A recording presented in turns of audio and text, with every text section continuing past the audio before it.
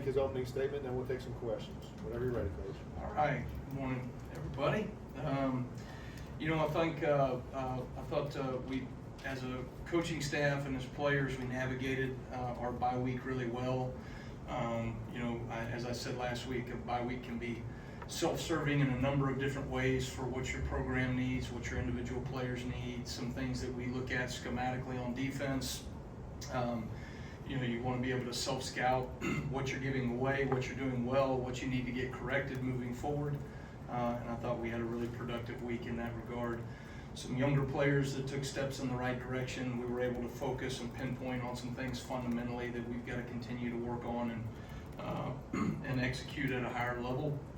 And so that certainly was a good week and got a whole lot done from that perspective.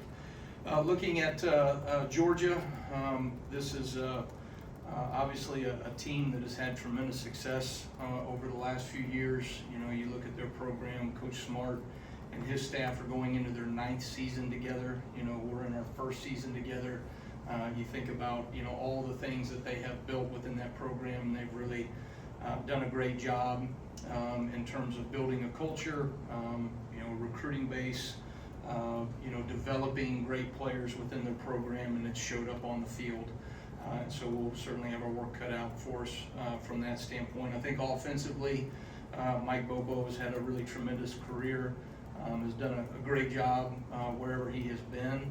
I think he has been very efficient with his offense here, the last couple of years. I think he's done a really good job of attacking people. He's aggressive, takes shots at different parts, keeps you guessing, keeps you off kilter, and then certainly is committed to being able to run the football as well. I think their quarterback, Carson Beck, is as good as it comes in college football right now.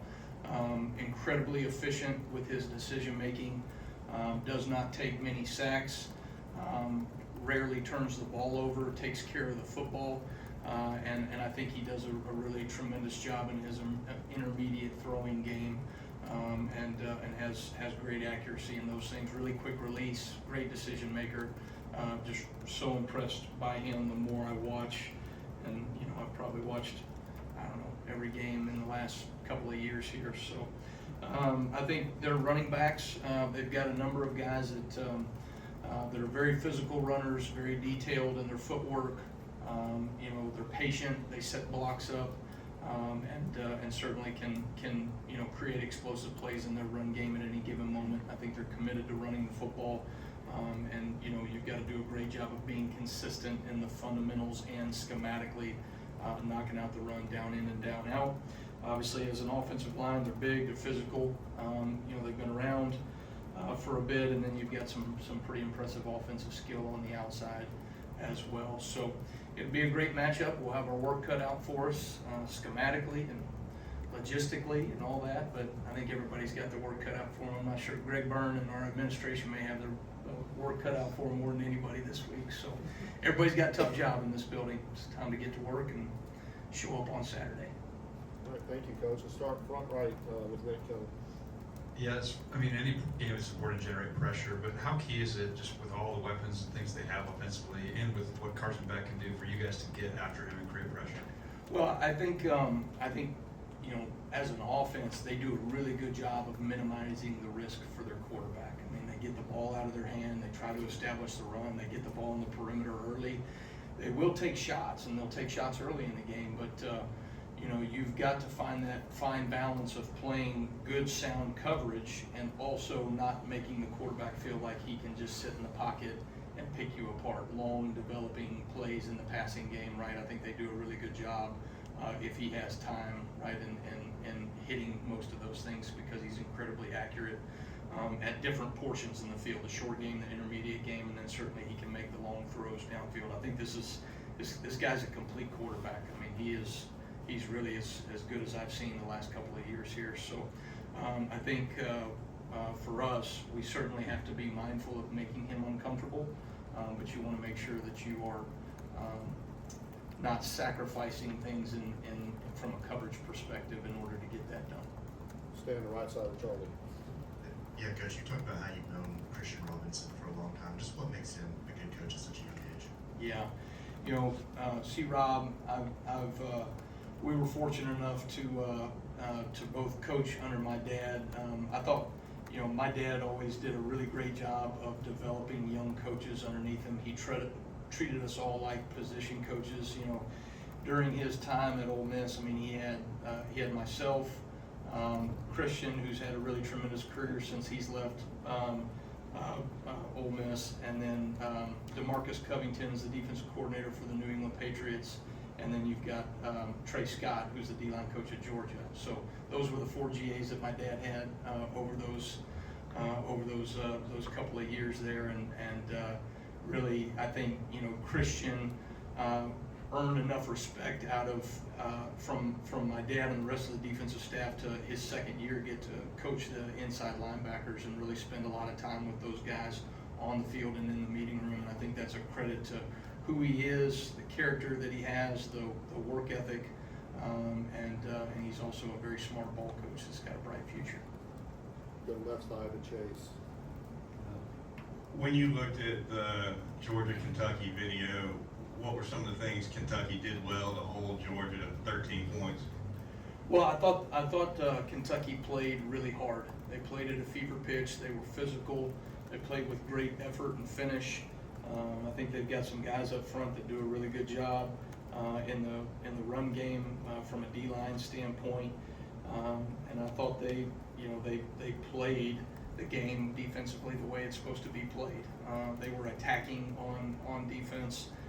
They didn't do too much. I think that's something you got to be mindful of against these guys. They give you a lot of window dressing and eye candy, whatever you want to call it. A lot of formations, a lot of shifts, a lot of pictures, and you've got to be able to fundamentally line up and execute, and yet at the same time do enough to be able to create negative plays and takeaways. And so there's a fine balance there, but I thought Kentucky did a really nice job of that. Left side, Steven. Coach, you mentioned players taking steps forward in the bye week. How did Yonsei Pierre take a step forward? Yeah, I thought Yonsei continues to have an urgency when he comes out to practice to better himself and thus this football team.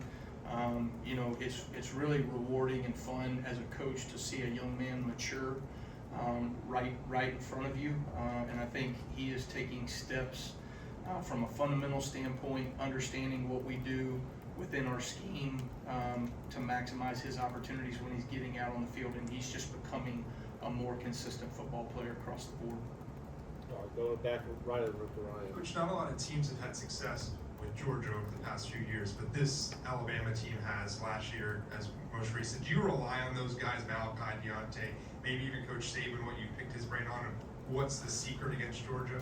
Well, I think certainly the experience of our players being in big moments. They've played in the SEC. They've had success in the SEC. They've had success against Georgia.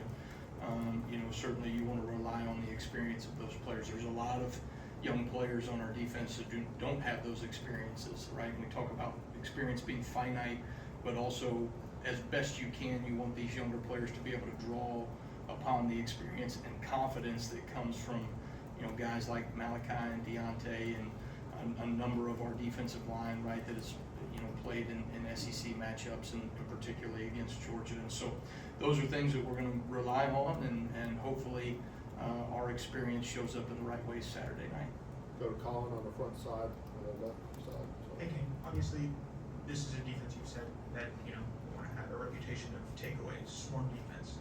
This is a Georgia offense that doesn't really, have a lot of opportunities for takeaways, and I'm curious for a defense that kind of takes momentum through takeaways and those opportunities. How do you encourage your guys to kind of force those opportunities for an offense that really doesn't give them a lot?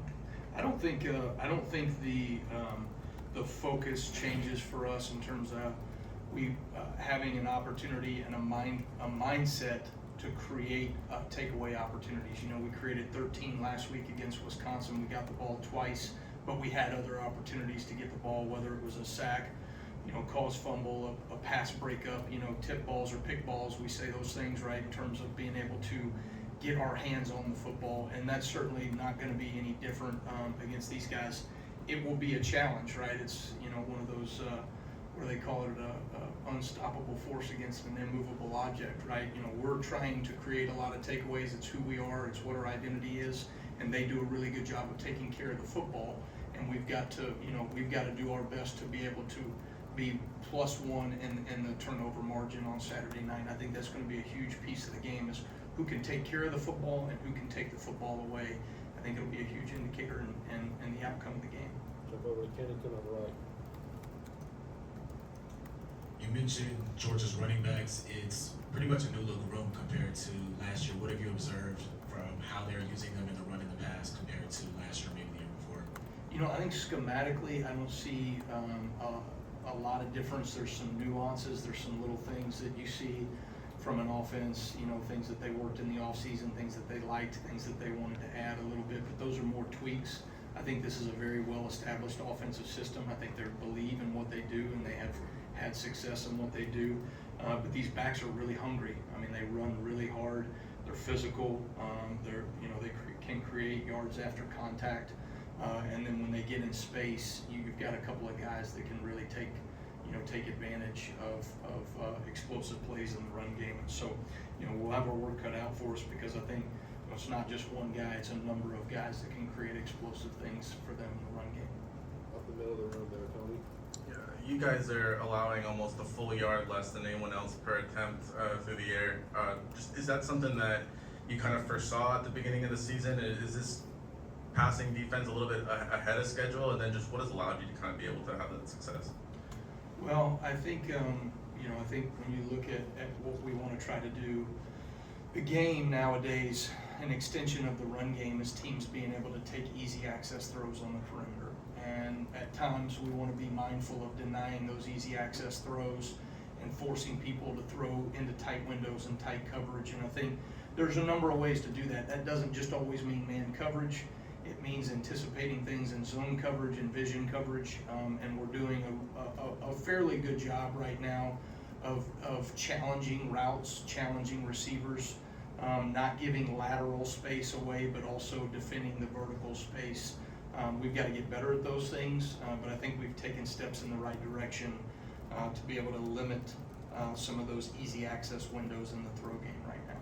All right, we got 2 questions left. Let's go all the way back of the room, standing up there. Hey, Kane, obviously 2 versus 4, going to be a playoff atmosphere in the middle of the regular season. I mean, how much is a game like this part of the reason that you take this lead from South Alabama to taking the defensive coordinator job here at Alabama?